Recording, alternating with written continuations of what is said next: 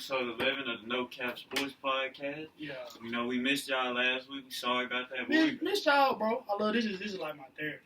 For real. Just talking, I ain't gonna lie. What we just talked about before we start recording, hey, it gets real in the field. That's the real red table talk. It is, bro. Ain't no entanglements going on, but this the real red table talk. But anyway. Make Vans speak for themselves. I'm an entanglement person. No, I'm capping. Alright, so what I will say though is college football right now is in an entanglement itself. For real. It's got to figure out what it's doing, bro. A whole lot of nothing right now. Exactly, bro. Like we got Corona going on, so it's like everything's just questionable right now, But that's the thing. Just being a college athlete, too, just the uncertainty of knowing when to report back and knowing, just your whole routine, your schedule, as opposed to previous summers, it's just all out of line. Exactly. And it's gonna have reverberations not only this season but potentially next season, and recruiting class coming in, and like you talked about, like revenue for schools and athletic programs. Yeah. This is literally something we have not seen in our lifetime before. It is. And so, since we, me and you still play, you retired and hung your cleats up, like, in order to come back to school, like, what are some things y'all want to see? You know what I'm saying? Like some measurement, safety guidelines, anything y'all especially want to see? Texas, daily testing, that's a stretch.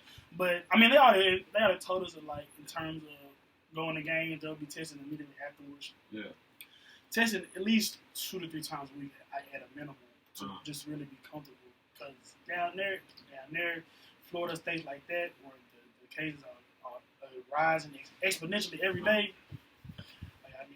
Like, I had it last week. Like, it's uncomfortable, but it's only what. Well, you had the Rona last week? No. Hey, chill, fool. Chill. Like, what? Chill. I'm going to kick you out the spot, bro. Chill. Yeah, just last week, bro. No, bro. I had the test last week. I went to Methodist on Germantown. Man, I was in the drive for 2 hours. I heard. Nah, it just, it's just, they just think a little thing, it's uncomfortable for like 5 to 7 seconds. But to ensure that you're healthy, that you're healthy, it's worth it. I showed, like, she was like, okay, lean your head back and put it on the side. Damn, I'm in a dance video. Hold on. Yeah, okay. But I wish I had the video. She was like, hey, I don't feel nothing. When I seen that Q-tip dish, I was like, oh, chill out. 2 to 3 times a week, though, would that be worth it to you? It's one of those things, necessary evils, honestly. Because, down in Texas, you have Louisiana. Because they already announced that they're not having no high school sports in Louisiana. So, you already know what that's going on in terms of the coronavirus. So, yeah. Just to ensure everybody's safety, that would have to be something that I would have to see, to really feel safe, to feel like they're trying to do what they're supposed to do in terms of protecting athletes. Because we're not getting paid. We're down there for free education. So, to protect my safety. Y'all don't need a stipend. No. For real. And so, what about you, Vance? Like, what are some things you want to see? I know you might be pursuing a CFL career or something. So what are some things you want to see in terms of safety measures? The thing is, it's going to be about the fans. It's like, if you're not going to have any fans there, the revenue's not going to be there. Yeah. That's the main thing. So it's just going to be like, what are you playing for? I can understand D1. Yeah. Like, they're playing to get to the league. Most of them, like, Power 5, some, group of 5 schools. Yeah. But it's like, you don't have any fans, there's no revenue. You can watch TV, but that's not going towards the school. Really. At all. So it's one of them things where if the fans aren't there, is it really worth playing if you're not, like, big D1. We've been playing scrimmages the whole season. Yeah. So, I guess I'll speak on that. Like, I'm a D3. I play in Middlesex. So, like, we a small school. Some games we play, we go to Westminster. It's only about 30, 45 fans there. Hey, for the record, our home game is live, though. Our home games are live, but sometimes you get on the road, it gets a little spooky. You know what I'm saying? And so I know that in Jackson, so I know it'll be a little place. And so, like, I feel like I want to play, I really do, but I just want to make sure That's the thing. I want to play. Like, trust me, it ain't nothing going on right now. But I'm not trying to go back to an unsafe situation. So I need, like you touched on a little earlier, like what really should have been happening is all the schools and all the football teams should have been on campus quarantine already. Yeah. To ensure whatever positive cases that you had, you get in quarantine, get them recovered, so we can already have been on campus. We'll be start practicing and all of that kind of stuff. We'll be 2-3 steps ahead of this. But, and so to what you said on being safe, like I said, I go to a D3, a smaller school, like we just can't afford 100 tests more than once. Yeah. Or really, we can't afford it at all. Because right now, they told us our plan is we're coming back August 10th, and basically we're going to split the practices up so ones and freshmen practice together, and twos and threes practice together. The limit, Wow. you know, how many. Hold on, you said ones and freshmen, and then twos and threes practice? Yeah, that's going to be a long time for me because I'll be like freshman. Like, Wow, that's you know, crazy.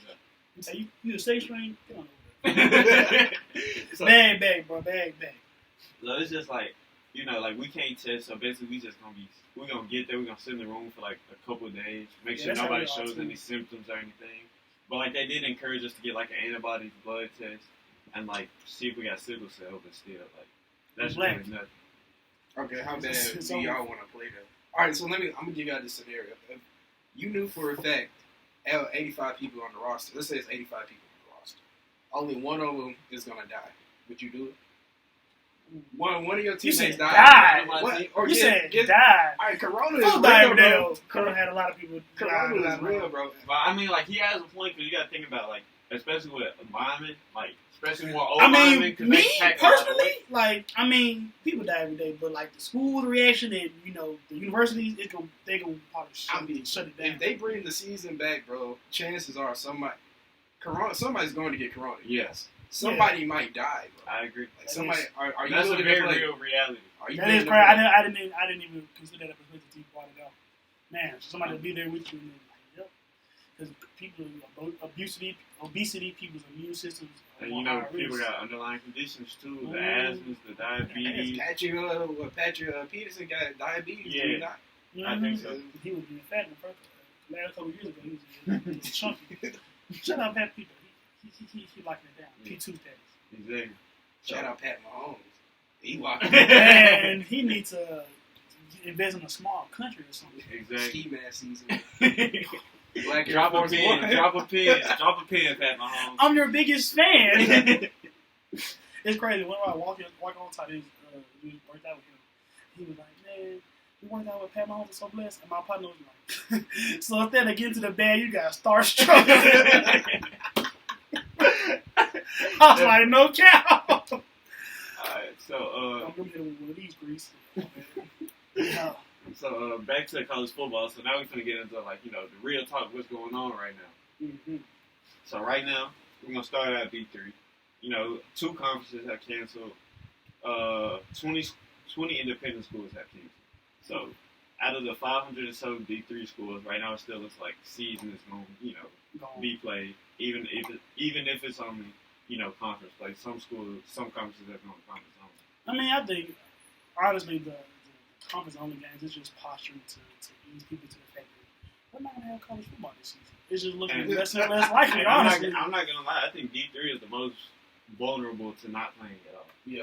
Because like you have athletes that aren't on scholarship, and you're like, if we're being honest, D3 schools, unless you like a big one like Mountain Union yeah. or Mary Hardin Baylor, you're not getting a whole lot of money from games anyway. Yeah, and you Out definitely there not really getting for the love TV of the revenue. game. Yeah, exactly.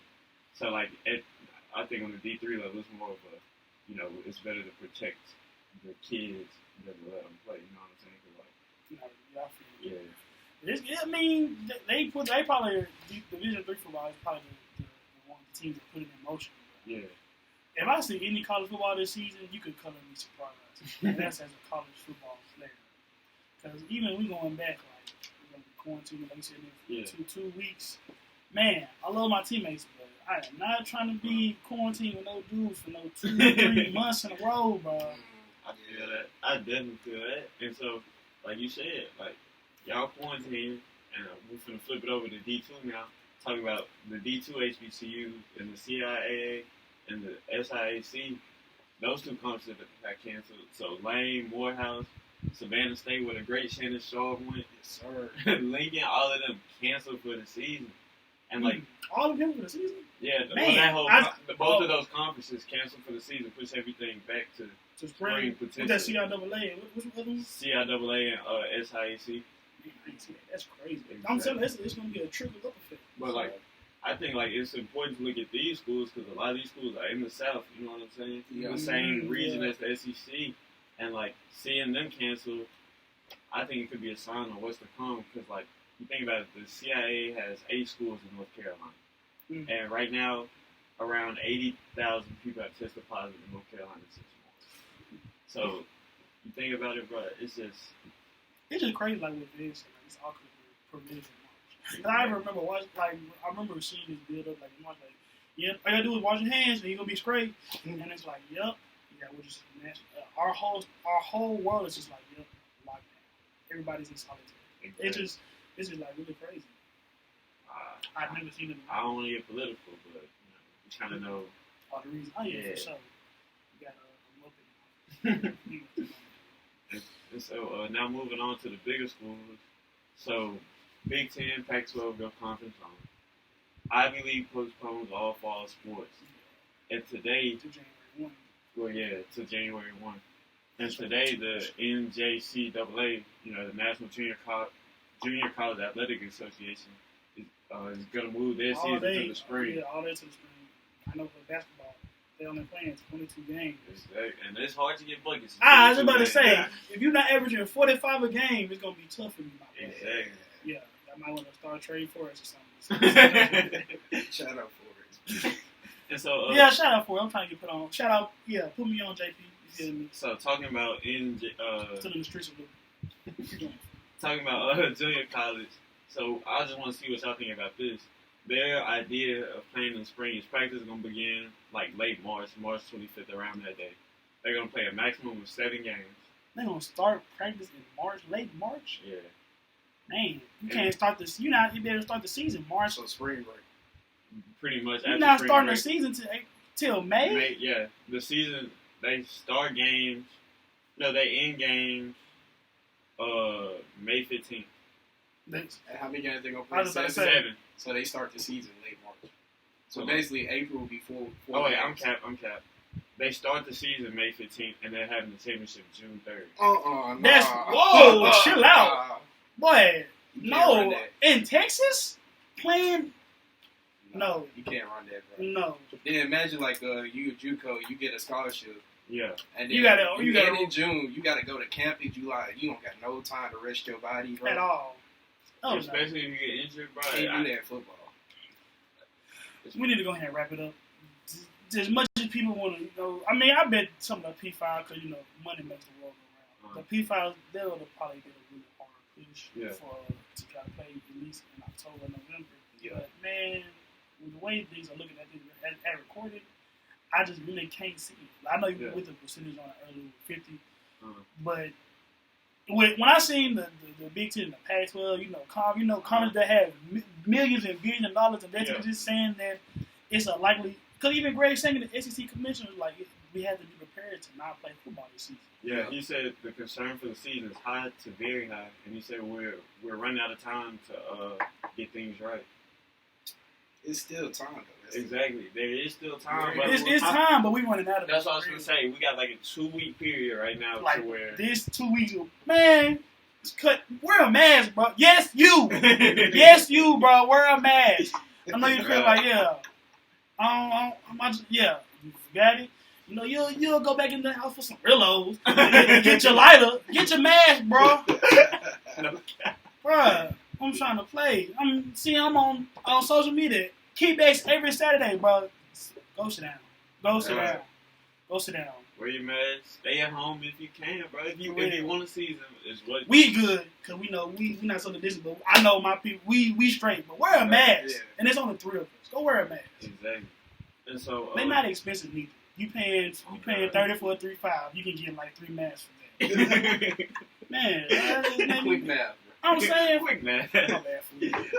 All right, so we still talking about playing and so Big Ten and Pac-12 go conference only, bro. Yeah. So I got some days rolled down. Yeah, what do y'all think about that, bro? Do y'all think all the other conferences are gonna follow, or what are some big games that we missing? The NCAA need to step up, bro. Y'all big brother, bro. Take over. That's the thing about NCAA though. There's with all the diversification in different conferences, there's not no one singular figure that runs college football. Exactly. There's not one person that make a unilateral decision for everybody to get off. But I think that's what Vance is saying. The NCAA need to step up. I mean, y'all over here, y'all want to delegate everything. How they did James Wiseman, it's just like, if you want to take over certain things, take over everything. Yeah. Instead of just being, we don't know, we're just going to let the SEC, each conference decide on what they're going to do themselves. Like, set a mandate and then let the conferences decide based on what y'all say. Exactly. So who will be doing it? What, Mark Emmert? You think so? Yeah. Or just even they could just create a council, college football season council or whatever. COVID-19. Exactly, and then just come up with like guidelines that each school needs to follow to keep players safe, best practices for playing, things like that. Like who you can play. Yeah. Like max games, max travel, all of that kind of stuff. Like I think you're right with that. The NCAA needs to get involved so that there can be a standardized football season. Yeah. Just listen to some of these non-conference games. Ohio State, Oregon, in Jerry World, USC, Alabama, in Jerry World 2, back to back. Money. Stanford, Notre Dame, USC. We're gonna talk about it a little later, but Notre Dame had the winning team, something like that. Penn State, Virginia Tech, Purdue, Memphis. Man. Hey, Purdue, Memphis, bro. I'm talking about what Rondell versus TJ. We did talk about that last episode. Over under 80 points final score for total. Like combined? Yeah. 80. I mean over. I'm taking it over because that's just gonna be a lot of offense. Because neither one of them boys is trying to play defense. Like two always might hiccup. Yeah. Exactly. And then Wisconsin, Notre Dame, man, it's like all these games, man. I'm tired. Wear a mask, boy. You see all this stuff we're already losing. Go put on the mask. Exactly. Go put on the mask. And so, talking about that, like, you know, we talked about it. So I think, like, I kind of think with the SEC decision coming up soon, I think that could have like a ripple effect. I think whatever the SEC do, everybody else gonna do pretty much. Yeah. Greg Sankey does not sound too confident right now. That's the thing about it. Like he's already kind of like hedging his bet a little bit. So I'm a more hopeful person, but I'm not hopeful about this situation. Let's say there is a season, but all the conferences just take out non-conference games. It's just conference games. So how would you handle the postseason? Like kind of what you said earlier, like expanding the playoff to 32. But like how many seasons that really affecting? I don't think I go 32 though. I think I go 16. 16. Yeah. How many games is that? Realistically, 3. That's 4. 4. Yeah. So it'd be round of 16, round of 8, round of 4, then championship. Yeah. So you still having like conference titles and stuff like that? You so all the teams that's like still have conference titles. So all the champions, all the Power 5 champions. So what's that? 5 schools. Yeah. And then let's just say the top 2 group of 5 schools. So like let's just say Memphis, Boise State. Yeah. So that would bring 7, and then have the runner-ups maybe. Or the next high ranked teams in the AP. That's what I was gonna say. Or maybe just get the rest of the AP poll team. Like I agree with if you win your conference Power 5, you get in immediately. Yeah. I think you get top 5. Auto bid. It's just the same thing in college basketball. And then, but I was gonna say you also got to get 2 group of 5 schools. I think I guess like you said, Midwest Conference and AAC. I would say those are the best 2 group of 5s. Those are always like the P5, the non-P5 bowl games. Always the best. Like Western Michigan when they had Corey Davis. Yeah. Northern Illinois when they had Jordan Lynch. Those are always good games. So you got to throw in some G5 schools. Yeah. So like I said, I think if you're picking the G5 school, I think you got to go Midwest and AAC because I think those are the teams that are built to compete the best. So who's the best G5 school right there out there right now? Memphis.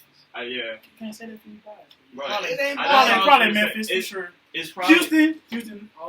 Houston fell off last year. Really 2 years. They kind of went off.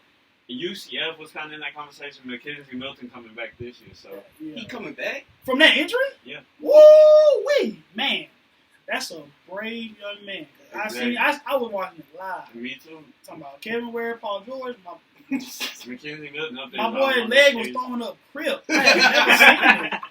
I was like, I remember they had to take him to like yeah. I want to say he got airlifted from the game. I was like, because they was talking about him taking his leg. Yeah. Shout out to Mackenzie Milton. But yeah, like ain't he from Hawaii too or something? Yeah, around the 16 would be nice. So let's just say 8 conference games. Then you had a championship game if you make it, so that's 9 games. Then around the 16, extra 4 down, push it up to 13. That's just like playing. I was about to say that's about the number 13 games in the season. Yeah, because normally you're playing 15. Like the national championship when playing 15. Exactly. 13. Yeah. But like you said earlier, though, like if you let's just say you have a round of 16 tournament, playing that much higher profile football would be kind of tough. Especially like how would you have the games? Would you treat it like all like bowl games, or would you have like the first 2 rounds be home games for the higher seed or what? I mean, I think you got to treat it like bowl games because like you talk about playing conference only schedules, I think it's gonna make it hard to pick who plays in what bowl game. You know what I'm saying? Yeah. Especially with a reduced season, where, like, of course the minimum game requirement is gonna be cut down from 6. So you're gonna have all these schools that revenue too as well. Exactly. So, yeah, they're gonna be pushing hard. So like I think like you cut some of the BS bowls, like the tax layer bowls. Or you could throw them teams in going 4-4. Yeah. Well, yeah. But you think, are we giving out buys though for that? For around for 16? No. Like the teams that go 4-4, 5-3, they get like the tax layer bowl. Yeah, but what I was gonna say is you gotta think about it. We got round of 16, that's 4 games. Yeah. You got round of 8, that's what, 2 more games, and then hold on. No, that's 16. 8 games and 4 games. Yeah, 8 games and 4 games, so that's 12. Good mouse. Yeah, my bad, terrible. 12, 14, 15 total games. That's 15 bowl games you can play, essentially. You know what I'm saying? Yeah. Like, and all people are complaining is too many meaningless bowl games out there anyways. Y'all exactly. Get y'all wish. So I think like if you just do that 16 game playoff format, give each bowl a game pretty much. Yeah. Especially say the New Year's 6 bowls or whatever for the later rounds. Yeah. I think if you could work it out that way. Yep. I can see that too. Because I just think it's gonna be hard to pick, who goes to a bowl. That's how they should make it anyway. I was about to say we'll cut them a lot, but those small companies and things like that, they need that revenue from football games. Well, yeah. But I mean, like you said, like PapaJohns.com bowl, but GoDaddy.com. Oh yeah, Outback, all of them. I still think, if they want to have a bowl, they can get it. You know what I'm saying? Yeah, you can get some schools to play in. But I think it's safer to just go 16 teams in the playoffs with the bowl games, because you got to think about it. You got to test all these kids because they coming from everywhere. You know what I'm saying? Especially with the playoffs, the scrutiny would be crazy. They had to really get into like a bowl. Exactly. Into the postseason. I think so too. Because I just think you just gotta you maybe not have to get in the bubble, but you gotta be able to test these guys. You know what I'm saying? Regularly. Exactly. Let me smell that. But I don't got the wrong guy. but back talking gonna get back into some more implications of playing college football right now and things that could be different. So first thing I want to talk about is just like most of these schools have had an abbreviated or canceled spring. Yeah. And speaking personally, ours, because a lot of schools didn't even get a spring. Like we didn't get it. We didn't get a spring. Thankfully, we had. I mean, it looked kind of dumb in hindsight, but we had half our spring. We were going to be split up by spring break, and we were going to do the last 8 practices. But yeah, COVID said he did it. So, but we did those 7 spring practices. I mean, they were an advantage, but it's just crazy to realize like a lot of schools did not get that. So a lot of schools are going to come into the summer dry, having played football 6, 7, 8 months. And I was about to say, a lot of schools that are on campus now, they've had to cut their workouts short, put them on hold because somebody got COVID, and then you got to think about that. They're not even doing football things yet on campus. Yeah, I'm saying. There's a lot of just workouts. It takes at least 8 weeks from somebody getting back to being able to play football. Football is not basketball. You can't really. It's not really something you just kind of pick them and do. Like even with the training camp right now, like they're gonna be ready in 2 to 3 month or something like that. Yeah.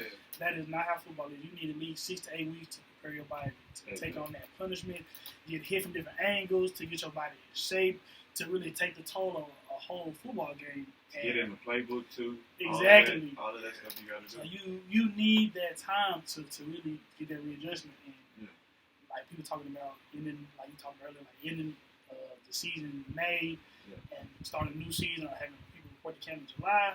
Yeah. That's how you get people hurt. Injuries will go through the roof. They're going off there. It's just like it's gonna be some teams gonna be surprising you when they 6-2, 7-1 playing the conference only games. Especially Rutgers going to the chill. That's what I was gonna say. Especially like you got an older senior-led team, a lot of returners, a lot of continuity. Watch out for Kansas. Exactly, but those are the teams. You from Louisiana? I'm telling you. Those gonna be the teams that's I think might have the most success in this conference-only format. The Big 12 hasn't gone conference-only yet, but if they do, like. It's coming. Yeah, they're going to unify. Exactly. You got to. It's just coming. But one thing I want to add about, you don't have a spring, you don't have a summer. If I go in conference only, you eliminate your warm-up games. You know what I'm saying? Yeah. Like cupcake games. Exactly. Alabama can't play Wofford anymore. Exactly. So basically, you finna start the season in the trenches. Oh yeah, I didn't even think about that now. I mean, you start your first game on the road, or your Southern, or your whatever your conference. Exactly. So like, imagine like Alabama opening up with like Auburn, I guess. Exactly. It'll be great to see, but it'll be hard to play. Exactly. Ohio State gonna have to play Wisconsin and Penn State. Exactly. So we're gonna get a lot of action-packed games, but although it really could come down to who's gonna be in the best condition. Yeah. Because that's one thing I was listening on the radio. Gary Parrish, he was like, in terms of watching the soccer, then unless they came back, that's one of the biggest differences, that the conditioning is way lower. Yeah. Because you cannot you can't replicate. You can't get in shape for playing sports without playing sports. Even right now, as much training as you can do, I mean, it's only so much that you can do. Yeah. And so, I mean, like, we talk about, like, jumping right into it, and then just think about, like I said, with continuity, think about position battles. Like, think about Jamie Newman and JT Daniels at Georgia. Yeah. You didn't have a spring. Two transfers. That's what I was going to say. You didn't have a spring to evaluate both of your options. You're going to have a shorter summer. And by game one against a conference opponent, you're going to have a starter. You're going to be guessing. Exactly. Honestly, who looks better this week of practice? Because think about it. Also think about it, bro. Remember, what was that, 2018? Kelly Bryant started in the first 4 games. Yeah. Trevor said, the first bang, 4 bang, cupcake games. Bang. Then when it got real, guess who came in and took over? Trevor Lawerence. So right now, you don't have the leeway to do that because every game I do want to matters. touch on that Georgia, because that's probably the most interesting QB battle in the country right now. JT Daniels, because we didn't even know he was going to be immediately eligible until a couple of days ago. Yeah. So who would y'all put y'all money on right now? Newman. I'm taking Jamie Newman. He a dog. I mean, I'm not even taking Jamie Newman just because he a dog. He just got more experience in college football. Like, last year was essentially JT Daniels' senior year of high school. I mean, JT Daniels is good. Like, he's a good player, but Newman is like electric. Coming from Cali to the SEC, it's gonna be a culture shock. So that's the first thing. Yeah, Jamie Newman stats put up 61%, 2,860 yards, 26-11 TD ratio. At Wake Forest. I was about to say teammates. Facts. It's not. You're not playing for Clemson. Yeah, exactly. The talent disparity is gonna be crazy. So. Because now he got what's the buddy name? Pickens. Yeah. Got no weapons.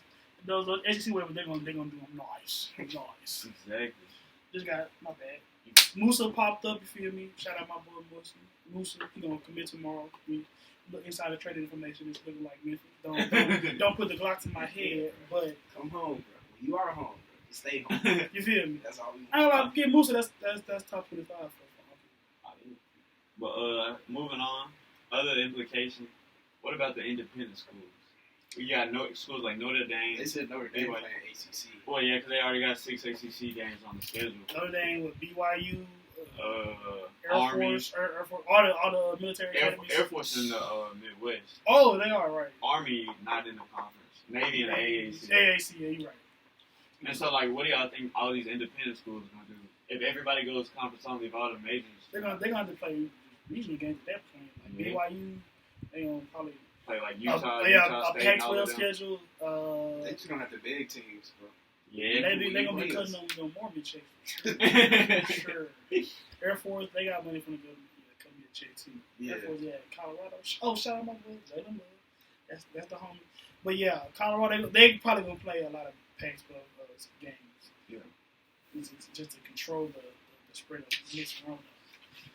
Alright, and so now I want to get into this because I think this is really one of the big things that could come about, especially if we're talking about moving football to the spring. And so I know the Ivy League doesn't do scholarships and things like that, but if D1 moves to the spring, what do y'all see happening with scholarships? Like right now, you got an 85 full scholarship limit. Yeah. If you move football to the spring, you're still gonna have your seniors.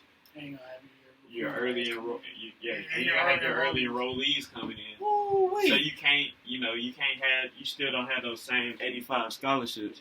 You're still limited to 85. Figure right now. This is where Big Brother comes in. Exactly, bro. He too woke. So you think like the NCAA should expand the scholarship? They gonna have to have like some kind of special provisions. They got to implement some kind of COVID-19 law like we talked about earlier. Yeah. Because this is like literally a situation we've never seen before. So, I mean, as much as NCAA is about their money, they're a non-profit organization. But this is struggling time for everybody. So I wouldn't be surprised I would not be surprised to see them lift scholarship limitations just for this year. Yeah. Because this is gonna be unrealistic. You're not gonna be able to have this going forward to make the money from TV commercials. Yeah. All the revenue that you're banking on to pay your bills and keep the lights on. You can't have it without special modifications because everybody has to do something. Exactly. And I will add this: I can see a situation playing out to where certain teams have, like their junior class right now, come back for a senior season. Because think about it, bro. You're playing a lesser schedule. You don't have all the non-conference games that, the big TV games, so-called. Yeah. And so, like, I have a feeling like it's going to be a lot of juniors that come back so they can improve their draft stock. You know what I'm saying? Yeah. So I think Mark that's... Emmert to run me my year of eligibility, sir. I need that back up off you. Thank you. Exactly. And, like, that's just a problem another problem that comes up with this thing because you get another year of eligibility, it makes it tougher for those guys coming in. Yeah. If they have it in the spring like that, I feel like the best way to handle like incoming players, like if you want to keep them on scholarships, so let's just say you had 16 seniors, but they pushed it to the spring, so you had basically 16 open roster spots. The NCAA should just give you the 16 that you're supposed to have, let you have it. Yeah. I mean, it's just like it's on not your fault. Basis. Exactly. Yeah, bro, it's not your fault, bro. So just let them have their players and then just go from there. But then again, you can't do a spring season, bro. I agree. Especially with that thing you said, March 26th, you're going to be playing. Because that's what I cannot play football, competitive football in Texas in June and July. But I mean, you got to think about it too, bro. Like, I mean, I can because I'm a dog. But that's not the thing. But I'm saying, like, okay, you play in June, July. You can't have it in, like, January, February because think about all the schools up north. They're going to be playing in the middle of blizzards. Yeah. Like we talked about earlier. And, like... And the more we had this discussion, the percentages is just dropping and dropping and dropping.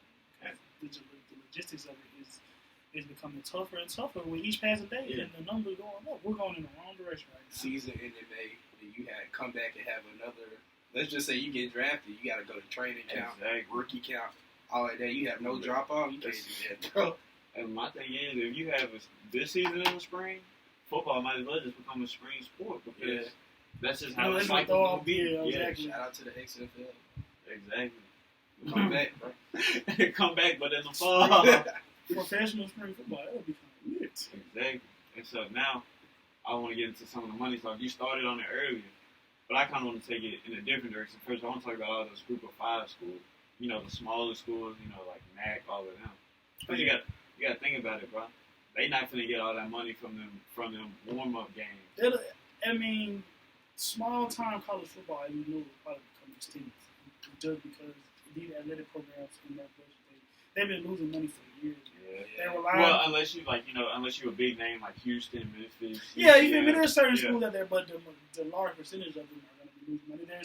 They're banking on those, those non-conference games to fund a majority of their athletic budget. Without those, man, if Texas A&M is not cutting that $1 million check to take that pounding, where is your budget? What are you looking at? So, it's going to be a lot going on, but just looking into the future, the small FCS football is going to be extinct, or the landscape will be dramatically reduced. I just hope it doesn't keep. But we live right now, baby. We need some more schools. So. Yeah, that does help y'all out. But I will say, I saw something that said combined group of 5 schools may lose over $100 million combined by cutting these play-in games. Yeah, exactly. And then just for like a smaller sample size, the Big Ten was gonna pay over $22 million to MAC schools for those little warm-up games. So you just think about all $22 million. Yes. So just think about all of those schools not getting that money. Like they're gonna go under. Mahomes would donate. And Pat Mahomes. I'm gonna drop my cash app right now. Money sign Jake Wall 56. Because if you can't tell me, you ain't got it. Oh God, you got just it. send me a quick band or something. That's crazy. That's kind of crazy, bro. $1,000 to him like a 20 to us, bro. Man, like a penny. Like, I just dropped my 20 on the ground. I'll get it later. They said he make $1 a second. Like $1,000 a second, something crazy like that. Like 3 weeks of DoorDash, and he just like I blinked and I made that. And I'm for sure hating. You know what I mean? Shout out to Patrick, I'm sure Texas high school football legend, East Texas legend, but yes, he's He's more wealthy than a lot of countries. Mm-hmm. 502 million. He deserves it though. He does deserve it. He does deserve it. Said best QB of all time. Of all time. Yeah, Hard to argue right now, especially with the way he's coming. I'm not gonna speak on big trust. Big facts. But also, I just want to get into one last money thing with Power 5 schools now. So if football comes back, you can't have fans in the stands. Well, you can't have packed stadiums. You know, at maximum 50%. I think that's probably max, but I think Max. most people are leaning towards the 25. Yeah. I mean, it's as the season approaches closer, them dollar signs are going to get more and more. Yes. So I think people are going to definitely make decisions that would not be in the best interest of athletes. But you got to keep the lights on. You got to keep the bill paid. This is how things operate. This is how the world that we live in. Advance too that athletics is a major revenue booster for not only the athletic budget but universities in general. So unless you're going to just cut out higher learning as a whole, then we're going to need these college athletics to get some money. We're going to need to be on TV. Yeah. You can sit at home and watch TV and watch football all day. Yeah. And you still the schools, they don't get the money directly, but the conferences get the money to spread out to the schools from those TV contracts, and those are big contracts. You know what Speaking of contracts, bring back HBCUs to BET. Oh, hey, we need it. Battle of the Bands, all of that, bro. Because I think, you know what, like, I had no plan on talking about HBCUs, but that's the way to make HBCUs, like, legit again. You know what I'm saying? Yeah, when I was a kid, that used to be fun. I used to be watching it Saturdays. And then, like you said, like, some HBCUs are in financial trouble. That's bands money for real. Bands. Yeah. Best HBCU band in relation, the Marching Storm. Shout out Princeton University. We on top. What's a Southern? What's a family? What's a marching? Yeah, I'm popping my S words today. I'm feeling some type of way. I ain't never heard PV band. Chill out. Man. Why are you supposed to play me on my podcast? It's so disrespectful. And the Marching Storm know who I'm talking to. You want smoke, you got smoke. You like Peter Hart. Y'all in the TSU? Man, chill out, fool. Chill out. But shout out Tennessee State though. A lot of my partners there. That's too good raggedy. I'm still shut them up though. And talking about raggedy, a lot of these athletic departments gonna be raggedy too without this money. Yeah, because here's the way I see it, bro. Normally, you play around 5 home games. Split it down. Well, 5-6 home games. 5-6 away games. Because you play, you playing a 12-game schedule most of the time.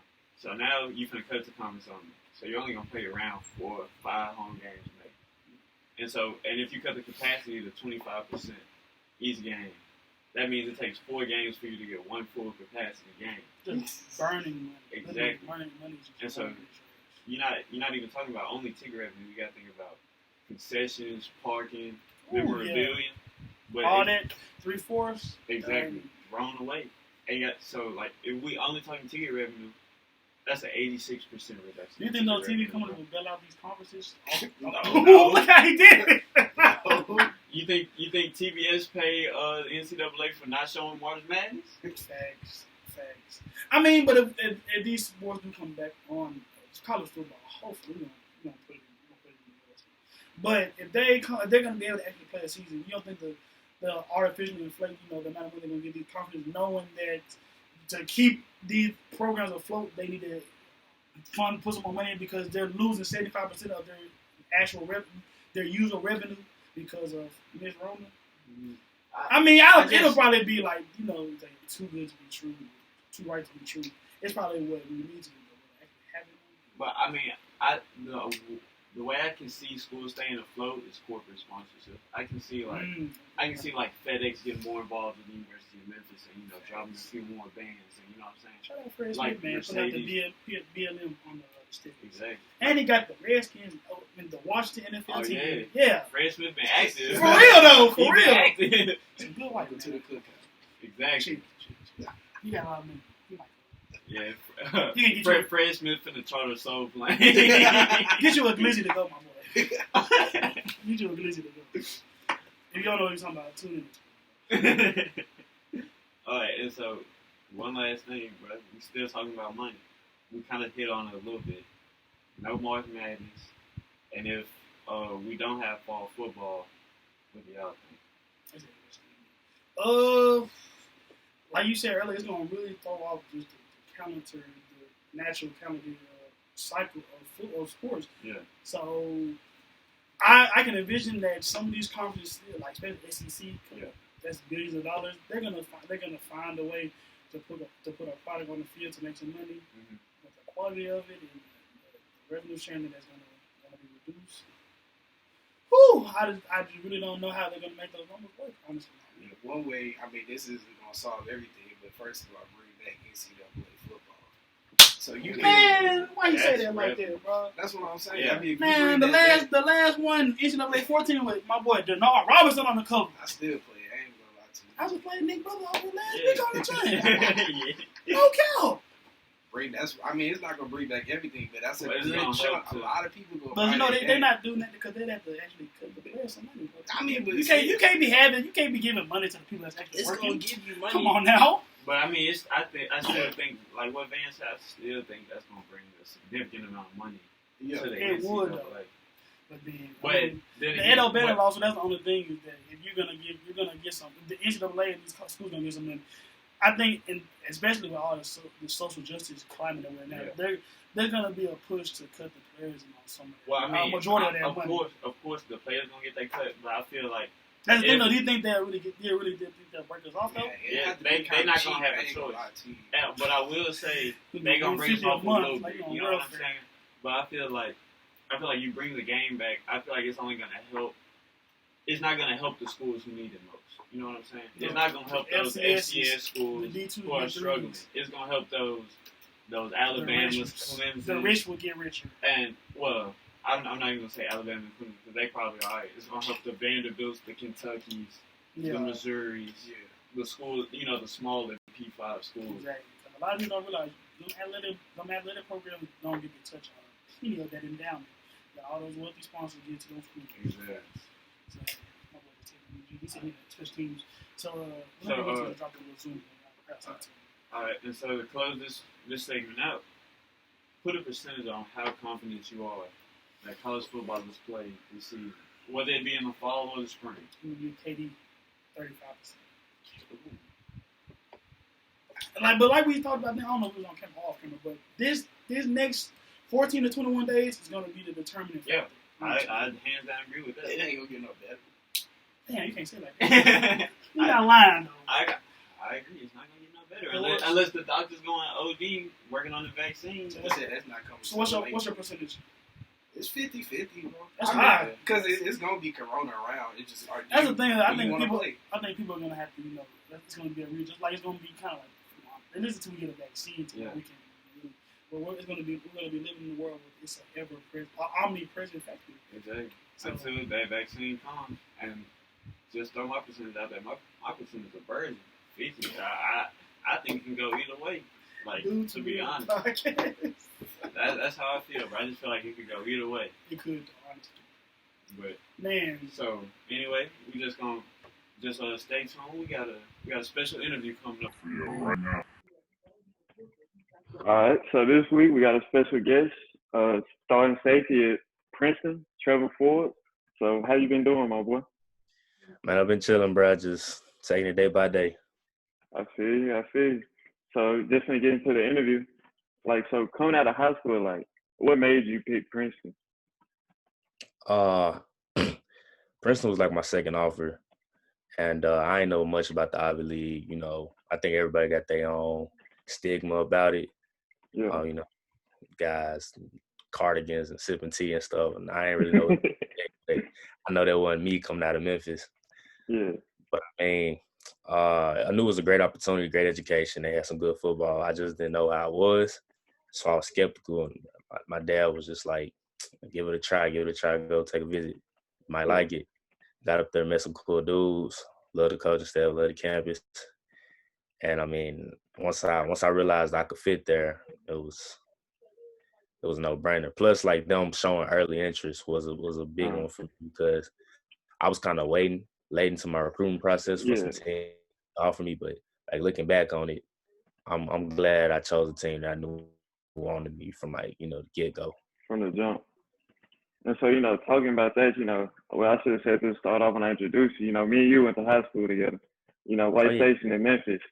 So anyway, so how was that just like that transition going from, Memphis, White Station High School to Princeton all the way in New Jersey?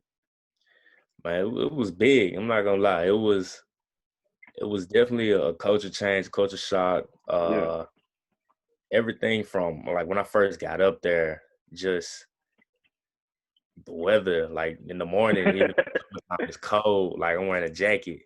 Oh, Uh God. people couldn't understand me, because when you from Memphis, you around Memphis, you don't hear no accent, you know what I'm saying? Exactly. It's normal to us, but bro, when I first got there, people couldn't understand me. Like I was repeating myself like 3 or 4 times every time I said something. And it was worse when it was on the football field, bro. Like, Yeah. and I had to, because they had me playing nickel. So when I was in, I set the defense, and they couldn't understand what I was. They could understand, they could make it out, but like, But it took a minute. I got teased for it a little bit, but it was just all in good fun. Yeah. So But, what was that first reaction like when you said junk? What'd you say? I said, what was that first reaction like when you said like told somebody like pass me that junk or something like that? Bro, I'm saying like, bro, it was so much lingo. Yeah. And just like vocabulary that we use that they just, I would say something and I wouldn't get a reaction out of it. So I had to clarify in simpler terms, basically. And I mean, it was funny. They didn't pick up on it. People closest to me, they kind of used to it now, but it was a struggle at first. And so, talking about that transition, I guess it kind of helped that, you're a ball player because that's all White Station produces. So, You're right. like, what do you feel like helped you, like, start as a true freshman, at a D1 big-time program? I think coming in just with a humble mindset was probably the biggest thing. The coaches liked me from the jump, but they weren't gonna give it to me. It was kind of like whoever went out there and worked for it. And I had another good thing was like the leadership in the DB room. Senior guys, the junior guys, the leaders of that room, the veteran guys, like there was no hate. You know what I mean? It was kind of like, if you a ball player, all love. Whoever play. So it's like the dude I was competing with that was above me, he giving me pointers, you know what I'm saying? He's trying to help me out. And then once I got the starting spot, he still he still helped me out. It wasn't no hate. Never no hatred. They're still one of good friends. I still talk to him. You know what I mean? And we chop it up real once in a while. And, it's all love has been genuine since the jump. I think that was a big thing for me because it gave you like more confidence when you knew it was like, genuine trust and love in the room and there wasn't a lot of animosity. I feel that for sure. Especially, coming from a senior being that guy, then all the way back down at the ladder, it's almost like you gotta like just reestablish yourself. So, continuing talking about Princeton, like how you feel like playing in the Ivy League is kind of like a different experience than playing like D1 FBS ball. Yeah, for sure. It was I don't know. It's different. It's definitely not. It ain't no Power 5 school or nothing, but it's good ball for sure. It's some good athletes, some good competition all around the league. We consistently the Ivy League is always since I've been there. We at least had one, sometimes two, sometimes three people in the top 25 in FCS rankings. That's good ball. And I mean, I think I was kind of prepared for that because coming out of Memphis or coming out of White Station, where like White Station specifically, where we produced, we got three NFL receivers right now. You know what I'm saying? That I was teammates with. Gonna be fun. So I mean, like what I'm saying, that competition I was seeing every day, and then like the big names we were facing, all these guys that's playing at Power 5 schools, in the league right now. Like the competition been there since I transitioned from high school to college. So it was always a high level and a high standard. Mm-hmm. And so, like, talking about, like, the differences a little bit more, like, how do you feel like that academic workload is combined with, like, the football workload? Like you say, y'all are still playing high-level football. but y'all got that academic burden on y'all back too. So like talk about that a little bit. So at White Station, like we know White Station was challenging, even as like the most challenging public school out there. They is respected around the country, whatever it may be. But at the same time, like, and this might be the case for most people in high school, but like it kind of came. I ain't gonna say it came easy, but it wasn't that much of an outside burden, I feel like. And then when you got to college, Princeton specifically, it was like you had to be on your stuff to try to get a B. Where it came from, like high school, it's like, if I just pay attention a little bit, I'm gonna come out with an A. Got there, and you definitely, like, there were people who were more prepared than me, who had been through that kind of, I guess, like some private schools, they give you an upper edge in a sense, because you getting like the same, like a college style education almost, or like a learning style versus public school. But I mean, like, I think White Station prepared me more than most people, so I was pretty good going in. And it was a shock the first semester, which was probably my hardest semester there, my freshman fall. I adapted easily. I got you. So now flipping back over to like the football side of things, like you said, like Ivy League football is still like legit D1 football. So I just wanted to talk about just like that 2018 season where y'all kind of go undefeated, win the Ivy League, like first time y'all did it since 1964. Like just talk about like what that season was like and like how you guys stay focused throughout like a long season, especially with everything you got going on academically and things like that. Yeah, that season, we had a great senior class with a lot of good leaders, and I feel like that was probably the biggest win for us, and contributed to our success, because the leadership didn't start with the coaches, and our coaching staff is great. They they listen to us. They do a good job responding to how we feel.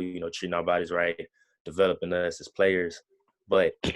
I think we were really a player-led team that year, and the leadership from a player level was amazing. And those guys, they really taught me, how to be a leader. And I was a sophomore, trying to, live up to their expectation of me in a sense. And I think that culture was created basically from them.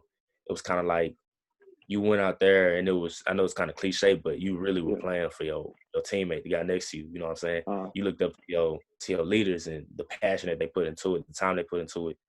It was just like, you know what I'm saying? You didn't want to let them down. It wasn't even about you at that point. It was just making plays for them. That's big time, especially like when you're out there playing for like not yourself, but like for each other. That really helped, like what you said, get to that success.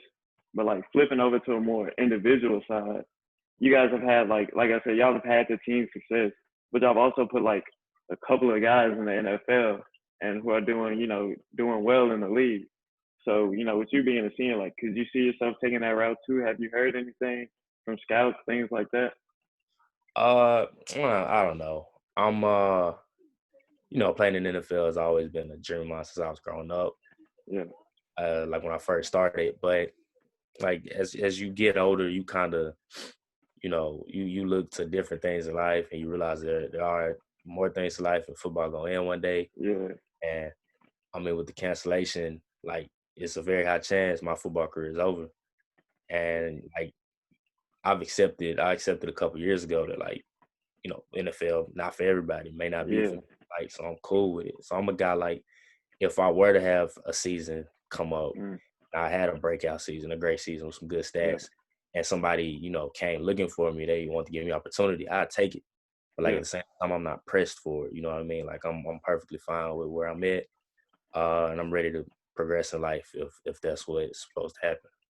Yeah. Well, I will say one thing you got on your side. You're a 4-year starter. You got a lot of tape that can be watched. So you know what I'm saying? But you got a lot of tape. So speaking of that tape, I got to ask you: did you have like a welcome to college football moment? Oh yeah, for sure. My I think it was the second game my freshman year. Yeah. And it was like, luckily, I think my position coach put it the best way. He was like, you love when you can learn a lesson but still win a game. Yeah. Because it was like fourth quarter, we were up two, 3 possessions. Uh, Fourth and 2. So I'm kind of playing aggressive. We were in the man call, and I was kind of hugging the sticks, which is natural. And I got hit with a double move over the top. oh. That was the quick 6 on my head. And I mean, I hadn't gotten beat in man for a touchdown my high school career. That was Yeah. the first time I had really, got beat one-on-one like that, especially in something like not late in the fourth quarter, but like enough time for them. That could have been a momentum shift for them, you know what I Yeah. mean? And that could have turned around. And if we would have lost that game, Lord knows I would have been on myself. Like I would have took the blame for that 100%. But I mean, we came out with the W, and I think the biggest thing for me to bounce back from that was the coaches still believing in me, my teammates still believing in me, and not like picking me up when they saw I was down on myself. But yeah, that was for sure my welcome to college football moment. Yeah. Okay. And so, you kind of hit on it like a little minute ago, but like, you guys suspended the season, so y'all aren't gonna be playing this fall, potential to play in the spring.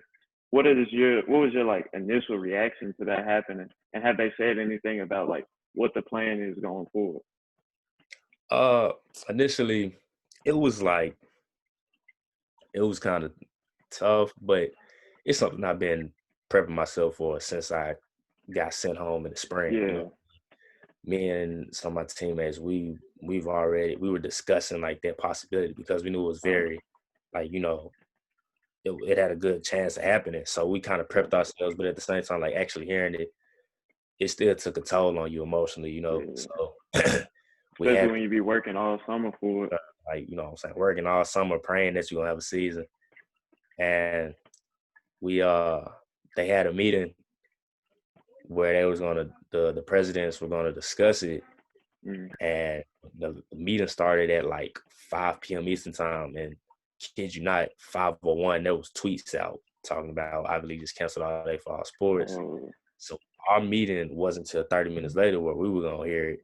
Yeah. So we sitting there for 30 minutes, basically knowing that our season over with, but like still clinging on to a little bit of hope.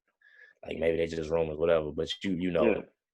So we got into that meeting and she broke it to us, and I mean you could see the disappointment, the emotion started running on people on the call. Yeah. But, I mean, you tell us we may have a chance in the spring. You tell us we may get a chance to come back, take a semester off, and come back in the fall. Like anything, any type of hope that we still have some football, and the whole team's like still working like we finna play in the couple. You know what I mean? And that's what I love about our team, because they some workers for sure. They're some workaholics, and they love one another. And is more so of coming not from an individual standpoint, but wanting to be ready so that when we play, you're not letting your teammate down. That's kind of approach I feel like our team taking, and that's what I love about it. Yeah, and so I mean, like you seem like a real team first guy. So I want you to talk about yourself for a little minute. Like, what have you been doing to stay ready in case like a season comes back? You know what I'm saying? Oh yeah, well, as you know, because you've been with us, but I want you to talk about it though, because you're the leader. You do it all. It's whatever, but it's a decent group of us. It's about 6, 7 of us, and man, we've been at it every day since we came home. That's one thing I really appreciate about White Station, because I feel like it instilled some hard work and some dedication to the game into us. Like in high school, even back to middle school, we were like that. Same group of guys, pretty much. And that's one thing I knew I had when I came back home. I was talking to a few of my teammates, and they were just talking about, how it's kind of hard for them because they alone, and most of their boys back home done with football. So they working out. They got to find that motivation by themselves. But, with us, we got a group of 7, 8 guys that's trying to get after it every day. So you might not be feeling it one day, but best believe, if everybody else is, man, he gonna tell you let's go. And it's also, it ain't just getting up and going to, go wear some weight set or go on the field that we worked out. It's actually getting there and being held accountable you know, saying, bro, like, pick it up. You're not taking this for real. And that's what I think I like most about it, because it's still a competitive culture with us. You know what I mean? Yeah. Like today is me. Yeah, sorry I missed today, bro. That's on me. Yeah, you know, it's cool. We know he's gonna be there. But we sitting there with a group, 3 guys just got their season canceled, and you know what I'm saying, we still out there working like we got a season in a couple weeks. So the competitiveness out of our group back home, I think, second to none. I guess. And so, wrap it up, bro. This is what we're finna do. We're finna play a little game called Fourth and Long, bro. I'm gonna ask you 4 questions, bro. I just want your immediate reaction answers. You know what I'm saying? Okay. All right, you ready, bro? Yeah. So, first question: who do you model your game after? Every Second question: with the Madden ratings coming out, who's the best receiver in the league? D-Hop. All right. And would you rather be on the Forbes list or the Heisman watch list? Forbes list. And last question: can you guard me? Locked down. I'll let you believe that. I'll let you believe that for now. But I appreciate you checking in with us. I hope, everything goes well. Hope we all get a season, upcoming. And, just thanks for coming on with us, bro. Yeah, for sure. I appreciate you having me on, bro. No problem. All right, so, we back, and now we're going to talk Heisman. Well, we're going to do it a little bit differently, though. So, exactly. So, so far, everybody focused on Fields versus Lawerence. So, what we're going to do is we're going to take a look at other guys who could potentially sneak into that Heisman conversation. Because I don't know what happens, because who would have talked about Joey Burrows, 12 months from now? Exactly. 12 months ago. Nobody thought Joe Burrow was going to blow like that. Honestly. But especially this race right now, because, some years there's a high disparity who can be the best dude in college football. Yeah. But them 2 dudes, those, and they both from Atlanta, those are some of the 2 of the best college football quarterbacks that I've seen in a minute. Big facts. 1 and 2 coming out. So, we all picked 3 guys who haven't had a lot of Heisman hype going on. So, who are y'all 3? I'm you feel me? I got a little trending pick. Sam Howell, North Carolina quarterback. Ooh, where my little stats at? But 38 touchdowns, 7 interceptions as a true freshman in UNC's offense. And Mac Brown definitely recruiting down there. They just got the number 6 prospect, the top corner nation, and he's reclassified in 2020. Tony Grimes. Hey, Clemson got a Dabo Swinney shaking a little bit. They need to be. I'm going to talk about Dabo. Carolina kid. Yeah, for sure. But that was Sam Howell. I'm looking for him to do big things, so it's gotta be that's a really good ratio. And he completed 65%. So yeah, he's in the door. Better than Mr. Biscuit already. Jamar Chase, you feel me? Last year, we're gonna talk about big players, big plays. Yeah. Absolutely tore up AJ Terrell in the championship. Hold on, bro. 9 receptions, 229. Time out, bro. I love how people say he tore up AJ Terrell. Come on, what? Bro, AJ Terrell played good defense on most of those plays. He tore him up, bro. But I'm just saying, bro. Good D, better O. It's the reason why he was still a first round draft. 84 receptions, almost 1,800 yards, 20 tubs, unanimous first team All-American, Biletnikoff winner, and Justin Jefferson left, and they got a new quarterback, so they're gonna be looking for 7. And he wearing 7 for LSU. Oh, I didn't know he was getting 7. That's really scary. He went to schools on my partners in Louisiana. So Jamar Chase. I know Vance was hating before we started. I don't know. Don't use that word. A receiver has not won the Heisman. Who was the last receiver? It was Charles Wood. He was a DB. D really though. Yeah. But if a receiver's gonna do it, especially with the resume that ran off and the opportunity that he'll have this year, 1,700 yards, man. He get too I was going to say Sterling Shepard was the last finalist, and that was 2016 with Baker. Oh, yeah, I didn't finish out my third one. I got too excited. And Kavon Thibodeau, we're going to shout out my boy Christian Williams. But 9 sacks, 15 TFL, and he set the Pac-12 record, 2.5 sacks in the conference championship game versus Utah.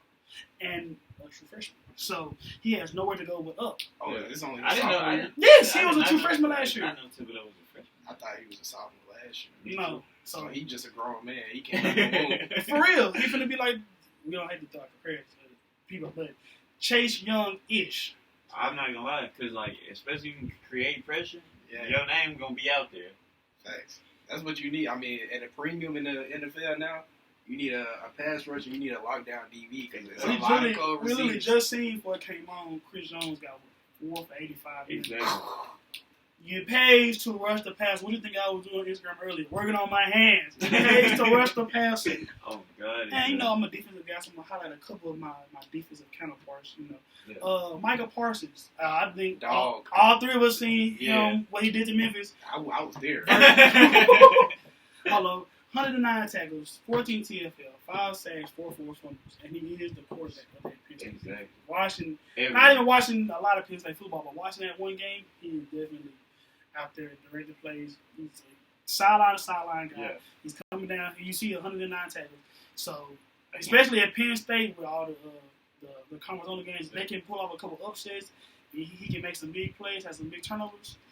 I'm not gonna lie, though. I can't even remember the last linebacker that was in the Heisman Finals. Linebacker, Yeah. Taya. Oh, yeah. He had an amazing That was, like, 2011? 2012, 2013. Yeah, 13. Yeah. Man, that's a long time. Exactly. I mean, It's how many hard to tackles do did Taylor defensive- have doing that? I mean, he was going stupid. Because Man, Notre he Dame was did going go. Notre Yeah, Dame they went went to to the the ship championship. too. The Natty got smoked. Yeah, absolutely destroyed. No cap, Alabama was like moved that. Exactly. Run the ball, run the Let's ball, see run what the ball, run the Manti ball. Taylor had. I remember my pops, bro. He was like, "Yeah, man, I tell you, so we finna run for like 300 on it." I was like, "Bro, you lying? Make nice." And now the championship game. I mean, Chill. everybody knew Notre Dame's going to get it. Honestly, Well, yeah, Hold on, let's see because what. Notre Dame is just like one of those schools that you count on them to Hold come. up, Manti Taylor during his Heisman season, it was 2012. Yeah. 103 tackles, 1.5 sacks, and 7 picks. And what I just read from Mike White, 110, 14 TFL, 5 sacks, 4 fumbles. But that high pick number kind of probably said man that Yes. 7 picks for a Seven linebacker. linebacker. I That's a mean, lot. it was all game-breaking plays, though. Like, these Yeah. plays he'd be making, he'd be like, oh, my God. Exactly. What happened to him in the league? I want He to played play for for the the Saints. Chargers. Oh, he might play What for the happened? Saints. He's not He really. was with the Chargers. He was all right. He was really supposed to be the next one to kick him. I wasn't hyping. Like, once I realized that's a mental illness. That was fake girlfriend. That is facts. It's a mental illness, bro. I was like, yeah, it's something wrong. But you gotta be crazy to play defense, though. Yeah, Exactly. backer, bro. And you have to do something crazy to be a Heisman finalist on defense. No, definitely. I mean, he never had no Heisman moment, though. We're not just looking. You He talking about was Michael cold. Parsons? No. I'm Manti. talking about Manti Te'o. Because a lot of people, they have a Heisman moment. Oh, yeah. Looking back on him, I We don't. can't, what Well, I moment just can you think- really have on defense? That's what I was going to say. honestly? It's hard to, like, unless You you can get, like, have a game pick winning, six. a game winning pick or Yeah. something like that. But how You many? can have games, bro. You can have games. Yeah, you can have games where Yeah. you can go dummy. I can't think of, like Well, that offense game always Shaq sells. Berry had, like, what, 5 sacks? Yeah, bro. 6 sacks, something like that. Like, See, I know that's NFL, but That's the that thing would be a about like Heisman these moment edge in rushers. college. Like you can get. I mean, it only takes one snap to get a sack. Get you a game with you got a favorable matchup. Yeah. A weak left tackle. Get you 4 sacks. Exactly. And I agree with you. Like, you get, go stupid with the sack count. You had like I don't know, it's probably not like a 20 tackle game or something. You create a lot of turnovers. Like, I think those are the ways you got to. Boy, Brian Bogler, baby, they was scoring 27 games. Exactly. But I feel like those are the things you got to do to get you know what I'm saying, a Heisman defense. Ooh, I'm tripping. I'm reading on my list right now. But yeah, we're gonna shout out Chris Rump. This is like down below. Whoa. Edge rusher I'm here. Duke. Hold on, bro. I'm a Duke fan, but don't do that. My bad, bro. My bad. Do not know for no football. Alright. 6.5 sacks, Same. 13.5 tackles for loss, 22.1 pressure rate. I heard him. We're not going to acknowledge him. But damn, those alright, rookies. Alright, Yeah, some mid. 22.1 pressure rate, and he didn't start a single game. That's the thing. And that pressure rate was well ahead of Chase Young. I think he was the top MVS actually. So that's a lot of production on not a lot of snaps. Yeah. So if we can boost that production and boost those snaps, and he's only a sophomore. Hey, I know Duke might not be really successful in no football, but give me a 15 sacks and you got a he's in the discussion. I mean, I don't have any defensive players in my Heisman race. But I'm gonna say Gregory Rousseau from Miami, pass rusher. Oh yeah, I like And then it's got another partner coming from I want to say Temple. Somebody said there's gonna be 2 pass rushers on the edge for Miami. Oh, yeah. Take You the might, pressure off you him. might be back for sure. And they got King coming in. But yeah, well, speaking of King, he's one of my finalists. So I got King. 2 years ago, last year, he only played 4 games. And so he had to sit out the red shirt so he could have an extra year of eligibility. But 2 years ago, his best season, he played in 11 games. He had 3,000 passing yards, 36 touchdowns, 6 interceptions. He could really be, because we played against him at PV, and a lot of my teammates, he attended Manville High. Yeah. So he actually played receiver for Houston before going to quarterback. He was only 5'10". Let me tell you what. Juice. Overflowing. This For real. just passing yards, 3,000 passing yards. So he definitely got 500. Now, he reminds me a lot of Denard Robinson. Turned the He better than Yeah, that's what I was going to say. He better than Leonard, bro. Ooh, that's a little I- tough. You said it kind of I'm confident, not though. gonna lie, I kind of put him in that Braxton Miller conversation. Yeah, bro. You think so? He coming like that. Yeah. Then number 2, his first year starter, going into the Oklahoma Factory, QBU. Oh, Okay. big facts. Spencer Rattler, Gotta bro. get out suspension, though, my boy. Light-skinned assassin. Football, Steph Curry. So in high school, he played high school football in Arizona. He was the first ever player to surpass 11,000 yards, bro. That's a lot of yards. 11,000 yards. Did he go to the Chandler? I know that's that big powerhouse. Yeah. I know, yeah. All right, so Spencer, the way I compare Spencer Well, Rattler. hold on. You said 11,000. You got to remember, he also didn't play the second half of his senior season, bro. I did not know that. He got suspended. He got suspended for violation of Arizona code of conduct or something like that. So he didn't even play the last half. So 3.5 years. That's tough. Yes. Man, still up. I'm going to compare him to. So in NBA you got Trae Young to Steph Curry. We gonna go Spencer Rattler to Patrick Mahomes, bro. Whoa! He coming like that, bro. Whoa! He's We coming did not like discuss that, this bro. at all. He's Whoa! coming like it, bro. He's coming like For those that don't know, Vance is adamant that Patrick Mahomes right now is the best quarterback of all time. of all time.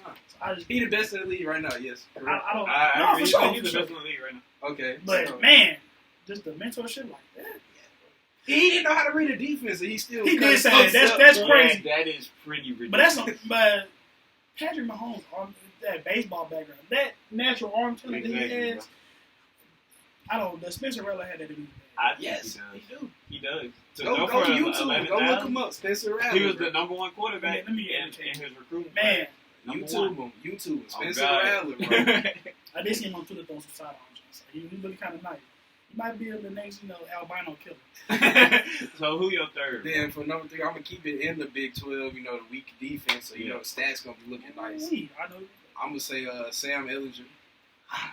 2 straight 3,000 yard seasons, bro. But the stats gonna be Texas, there. bro. It's like, are you gonna win? In Texas is 7-1, 8-0, especially with non-conference. They don't gotta play Well, nobody. yeah. That I weak need defense, that. bro. He gonna rack up 300 yards a Ooh, game. Well, I mean, Rattler and the Red Bull Robert. Are they Well, still playing? one thing I think about, They got to. they It's just too much money. They just bro. lost Duvernay, they lead receiver. Yeah. Colin Johnson. Yeah, he He got gone drafted. too. Yeah. So I mean, it just might, What it is, Texas, we've though. seen it before where your star players leave and then the quarterback regresses. Like think about Jordan Love at Utah State. Okay. His top 4 pass catchers leave. Yeah. His numbers take a big step back. Yeah. So I think you could see a similar situation with Sam Ellinger, but I I'm think not he sure. built. I mean, he not built like that, but Yeah. in terms of a college setting, he built like that. I agree. He can get it done. Yeah, He's very- good Colt McCoy. Yeah, bro. Yeah, He better he's a than winner. He He's better a than winner. Coach. Colt He McCoy went to the chill. I ain't gonna do it like that, bro. He better than Because Coach. I'm not gonna lie, Sam Ellinger does have that dual threat, let's get it mentality. You know Yeah, what I'm saying? bro. He a motivator, bro. He could be a good game manager, bro. Yeah. Like Matt Schwab or something. Very Matt No, Schwab. bro. Hand that John off, my boy. Yeah, do like this. straight read option, Tim Tebow style, bro. I think that's probably his best play. But shout out to the best back in college football, Kenneth Gainwell. I'm just gonna leave that out there. But anyways, yeah, who your top 3? So, And bro, he gonna drop the mic after that. my top 3, bro. I'm gonna start out with the 2 I had similar to y'all. My first one was Jamar Chase. You talked about it. 17, almost 1,800 receiving yards, 21.2 yards for catching 20 touchdowns, and to win the Blickentoff over Lamb. Put in the car. My bad, bro. I appreciate it, bro. That's a big word. I got It's you. a I big got word. you. Entanglement, bro. But anyway, to win the award as the nation's best receiver, bro, over CeeDee Lamb, over Jerry Jeudy, and over his teammate Justin Jefferson, bro, Yeah. that just shows he's legit. You know what I'm saying? He's like that. Yeah. And then he also leads all returning receivers in yards per target, 14.35. So he's got the electric plays.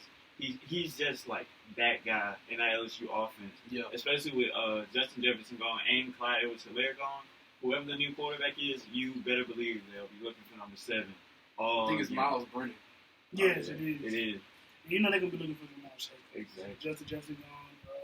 Bad Monster gone. So I like They still got it's another Terrence Marshall. He's still 13 TDs last season, 600 yards. That's what, the 4th option? But that's a lot of Joey Burrow though. When you have an elite talent like that, True. Miles Brennan might hold on. Is Joe Burrow elite or is Joe Brady elite? That's the I thing. think they both are. Players make systems though. I made a bold statement. Players make systems. Yeah, but I don't want to get off topic, but the season before Joe Burrow's Heisman season, he didn't really make the system. You know what I'm saying? I feel it though, but that was year 1.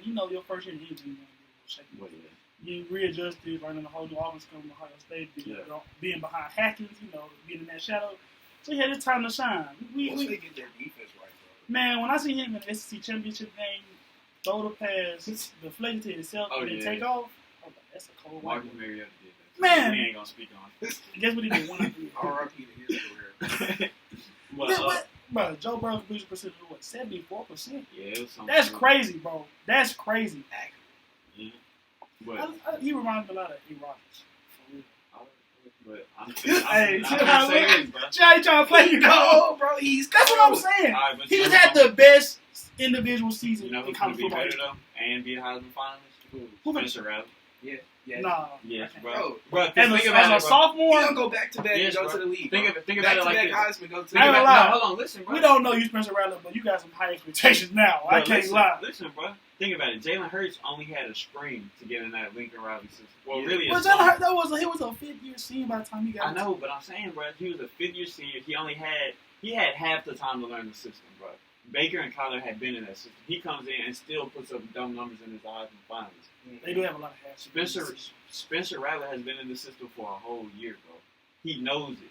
So he's gonna come in as a fresh, like, I don't know if he redshirted last year, but he's gonna come in as a freshman on the field in terms of actually playing. He's gonna understand everything, bro. And then you got to think about it. They got 2 4- or 5-star receivers that came in with the P.O. Weeks and Jaden Hazelwood. So you think about that. That's the next Hollywood and CD, bro. Lincoln Riley.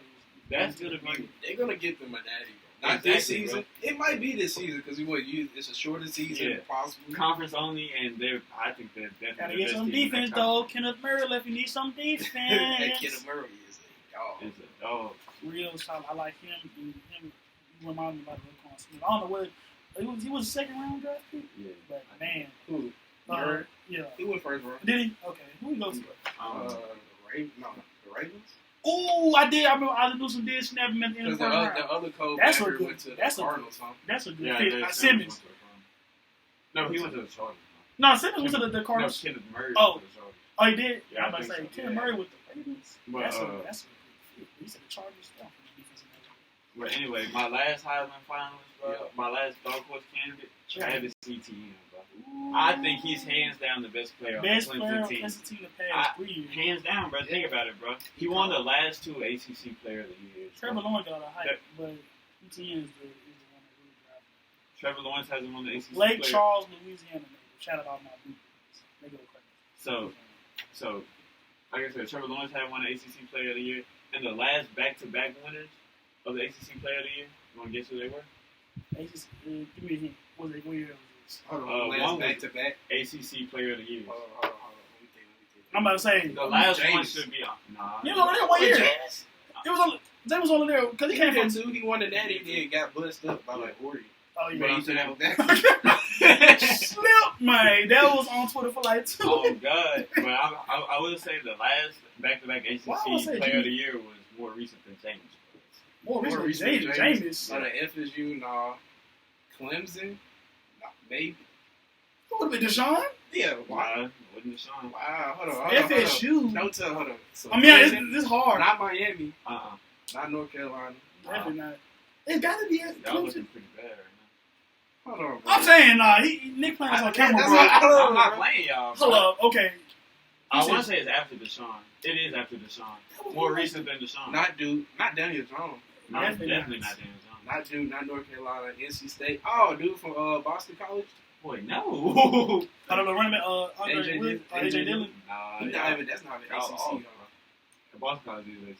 Miami, nah. Dude, I didn't see he finna pull out a name. I'm finna pull out a name and y'all gonna be like, bro, I don't want to look stupid. Dude, For real though. Y'all That was way before James though. Way before James. Y'all ready, bro? Hold on, no, bro. No, I'm not at all. I'm finna No. cheat. He said, bro, name the team. I'm like, can we get the It's team? Louisville, bro. Oh! Man, why would it? Man. I feel bad. Dang, that's Anyway, crazy. bro. Big trust, bro. Exactly. Man, big trust, bro. So- My bad. I had to personally apologize. I was supposed to do that. So, bro, the last back-to-back ACC Player of Man, it the hurt Year my heart. winners, Charlie Ward, Lamar Jackson, both of them got a Heisman. Yeah. So I feel Charlotte like Ward played NBA. exactly. So I feel like it's only right Travis Etienne gets his Heisman. He's been to 3 college football playoffs. He's got a national championship, and he's Clemson's leading receiver coming back into this year. He had 37 receptions last year. He's the leading receiver. So I just think basically he runs the ball well. 7.7 yards per carry on his career. He's finna be an elite receiver this year, and he's just the best player on that Clemson team. A very competitive Clemson team. So I feel like he's been shunned from the Heisman conversation, but he needs to be in the forefront of Overshadowed. that Heisman. Definitely. Exactly. Been back in college football? I would say so. And I would take that a step farther, and I say he's the best Y'all see, player. hold on. If you only listen to you see Lance's face. Hold on, I feel some disagreement. I don't disagree. But I mean, I Anyway, go Howard 200. That's 2100 yards. but does he run from 7 yards? No. 6.4, 6.4, baby. Yeah, but 7.8 is close to the age. That's But anyway, do that. Travis Etienne is the best player on that Clemson team, but he can't change my mind. But he's better than Trevor. Look out for Najee Harris. Look out for Najee Harris. I'm just, Look out, dude, trying to play me on the pod, bro. Man, no. 29 carries, almost 1,250 yards, 13 tubs. That's all right. Come on now, and then Bro, I'm finna tell you a secret, bro. Najee Harris is just the Dollar General version of Derrick Henry. Dollar General, man. Dollar General version. Derrick Henry. He is that. He a young superhero for sure. He's you. Come on now, Alabama back.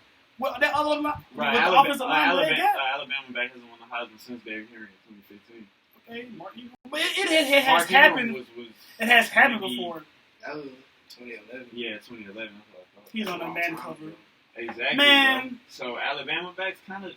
When the last time I was running back won the Heisman? Crickets. But I'm just saying, bro. But history is in Etienne's favor for sure. because he hasn't even been a finalist yet. Bro. Honestly, he deserves it. But you know that Alabama juice is real, and the offensive line that Alabama got nationally in the country again. Alex Leatherwood, top 10 pick. Yeah. And from Florida, so that's that. But no, so I mean I understand that I would say Etienne's probably the best back in college football, but the best players always make it to the finals. Don't always make it to New York. So I would definitely I can see a scenario where Etienne had a better season than Najee Harris in the finals. That's true. So I guess we're gonna my last boy we gotta touch on. He had a horrible 2019, but 2018, 114 catches, 1,258 yards, 12 tubs, 200. Yes, sir. That's why the dude mentioned that. That's a question. All three of us want to see him and TJ Carter battle it out. I think that I don't have my lighter on me, but Rondell would have put it on TJ. So he was hurt. He only played 4 or 5 games in 2019. Yeah. But hey, especially with all the conference only games, we do have some chance to make some we talked about earlier. That there's gonna be a lot of sleepers, a lot of upsets. So trust me. And so now I just want to finish it out. Who do y'all think will win the Heisman? Justin Fields and Trevor Lawrence included. So who is y'all's pick to win the Heisman this year? Justin Fields for sure. I'm not gonna lie, I'm on the Justin Fields. Justin Fields for sure. Spencer Rattler. Man, that's tough. I'm not train, bro. I see. I have no problem with that too. I'm on that train. I have no problem with that. He's gonna win back to back. I'm telling y'all. Hold on, just listen to this. 60. This is coming from Georgia where he was a wildcat quarterback. 67% completion percentage, 3,273 yards. Touchdown rate, interception ratio, 41-3. This was last year? Yeah. Yes. For Fields? Yes. 41-3. That's better than Lawerence. That's cute. Exactly. You said that's cute. I mean, bro. Hold on, bro. Bradley gonna throw 50, bro. He's gonna throw 50. I can. That's a lot of half-field easy options. Boy built like that. Yeah, I don't know if we overhyping him, but he's. Easy. Y'all I'm definitely setting them up. I'm on Watch the train, YouTube bro. video. I'm on the train, bro, because Shoot. like Lincoln Riley said, bro, Oklahoma is QBU, bro. Yeah. They produce. Point blank, period. I'm looking at these and looking at just because Justin Fields is right. He's not as physically, at least not right now, the runner that Cam was in 2011 for Auburn, but physique wise and production wise, that's kind of a lot of what I'm looking at. Yeah. And these passes, they're a little better. I cannot lie. So yeah, I'm gonna rock with Justin Fields. I had no problem. I picked Justin Fields. I just think he was third in Heisman voting last year. He went undefeated, Big Ten champion. You're gonna get my boy a new haircut. And you can't be rocking the box cut. And he went to the college football playoff in his first season as a starter. So I think he can only get better, you know what I'm saying? That's tough for sure. And so especially if Lawerence gets off to that shaky start he had last year, I think his Fields all the way. Definitely. Because He he's just works out a lot consistent. more than you think he is too. Exactly. Man, we're gonna touch on that. Dabo Swinney a little bit. I don't know what he got going on. Very, very divisive right now, especially for a man that proposes himself as a devout Christian, as he got the Bible right next to the laptop. But kind of very disappointed to see the kind of comments he made on right now. I saw that video. That post. Dude don't know what he's talking about. That was an old video though. Was it it? was it was an old video, but it was very quick. Yeah, that was awesome. But anyway, we're gonna wrap this episode up for y'all. Appreciate y'all for tuning in. Make sure y'all subscribe, follow us on the Twitter. You know, do everything you can, support, repost, show your friends. You feel me? Tell your friend, tell a friend, tell your mama, tell a dude that you think that be talking sports to you too much. Tell him he definitely gonna listen to it for sure. Exactly. So you feel me? We building the brand. Exactly. So y'all be smooth and y'all stay safe out here. Wear a mask.